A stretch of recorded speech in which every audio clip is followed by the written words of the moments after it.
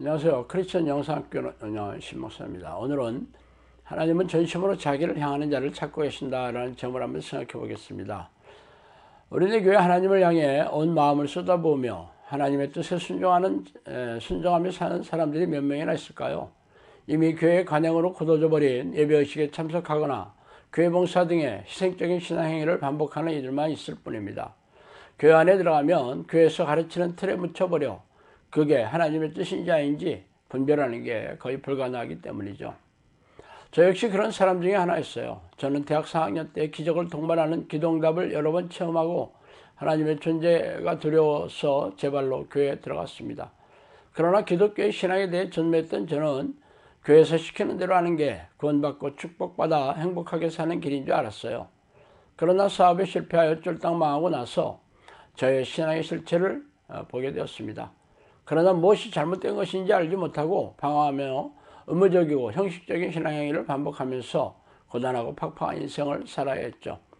지금 돌이켜보면 하나님의 말씀이 무지하고 하나님과 깊고 친밀한 교제가 없어 무지하고 어리석었던 게 주요한 원인이었지만 교회 안에 들어가면 무엇이 잘못된 것인지 분별할 수가 없고 목사들이 가르치는 게 하나님의 뜻으로 받아들일 수밖에 없는 상황과 환경에 갇히게 되죠. 제가 신대원을 졸업했을 때 그 의문점이 한꺼풀씩 벗겨나갔어요.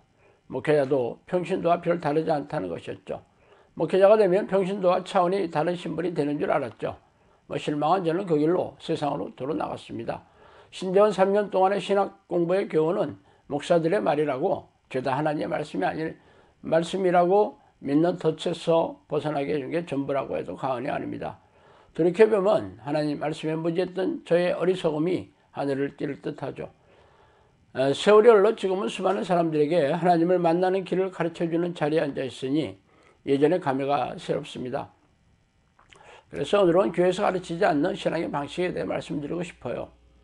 여호와의 눈은 온 땅을 두루 감찰하사 전심으로 자기에게 향하는 자들을 위하여 능력을 베푸시느니. 역대하 66장 9절이죠.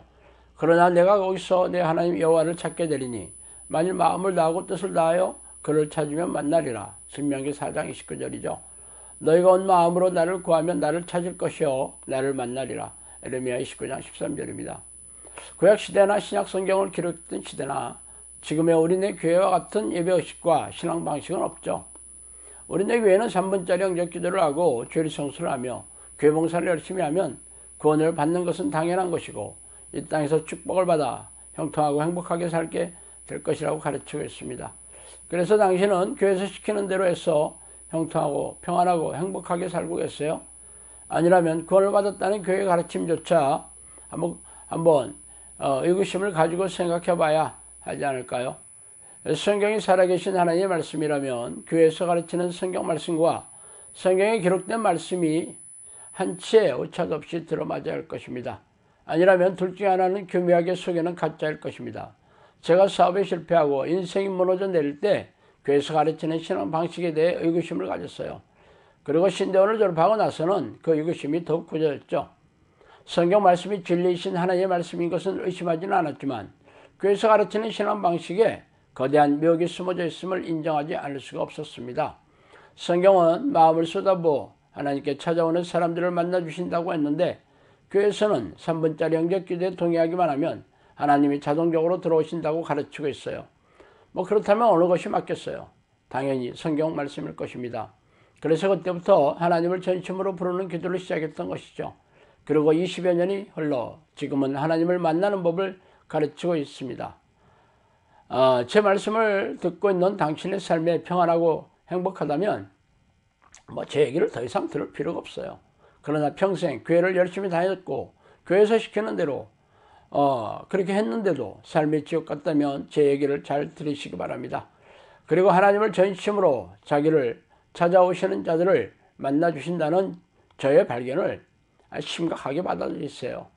예수께서 이르시되 내 마음을 다하고 목숨을 다하고 뜻을 다하여 주 너희 하나님을 사랑하라 하셨으니 이것이 크고 첫째 되는 계명이요. 마태복음 22장 37절 38절 말씀이죠. 예수님은 마음을 다하고 목숨을 다해 하나님을 사랑하는 것이 첫째 되는 하나님의 명령이라고 선언하셨습니다. 그래서 당신은 그렇게 하나님을 사랑하고 계세요. 하나님을 사랑하는 사람은 하나님의 계명을 지키는 자라고 콕 집어서 말씀하셨잖아요.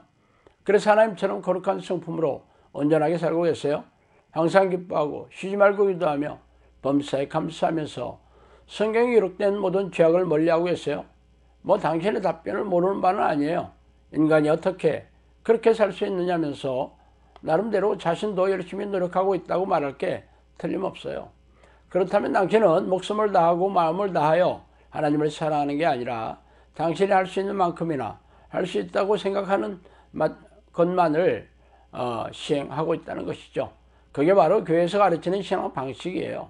주일에 1시간짜리 예배의식에 참석해서 지폐 몇 장을 헌금 바구니에 집어넣고 교회 조직을 지탱하는 봉사를 하는 것이라고 말이죠. 그래서 당신의 영혼이 평안하고 삶이 형통하며 행복을 누리고 있냐는 것이에요. 아니라면 당신은 전심으로 하나님을 사랑할 생각도 없고 하려고 하지도 않고 있을 뿐이에요. 그래서 평신도뿐 아니라 대부분의 목사들도 무능하고 무력한 믿음으로 고단하고 팍팍하게 살아가고 있습니다. 그렇다면 어떻게 해야 하나님을 목숨을 다해 사랑할 수 있냐고 묻고 싶겠죠. 어떤 사람이라도 하나님을 목숨을 다하고 마음을 다해 사랑할 능력이 없다는 차가운 현실을 받아들여야 합니다. 그래서 당신이 할 수 있는 것은 하나님이 자신 안에 찾아와 달라고 애걸복걸하며 목 놓아 불러야 하는 것이죠. 당신의 능력으로는 하나님을 사랑할 수도 없으며 하나님이 싫어하시는 죄와 싸워 이길 수도 없기 때문이에요. 그래서 저는 쉬지 않고 전심으로 하나님을 부르는 기도를 한 끝에 성령께서 찾아와 주셨고 1000번이 넘는 기적을 경험하면서 사역을 진행하고 있는 중입니다. 영상학교를 열고 수백 명의 사람들에게서 귀신을 쫓아내며 정신질환과 고질병을 치유하고 가정을 회복시키며 삶을 회복시키며 말이죠. 그러므로 당신도 기적과 이적으로 성령의 능력으로 놀라운 삶을 살고 싶다면 전심으로 하나님을 찾는 기도의 습관을 들이세요. 그 길만이 성경의 위인들처럼 하나님과 동행하는 기적의 삶을 누리게 될 것입니다. 자, 오늘은 여기까지 하겠습니다. 감사합니다.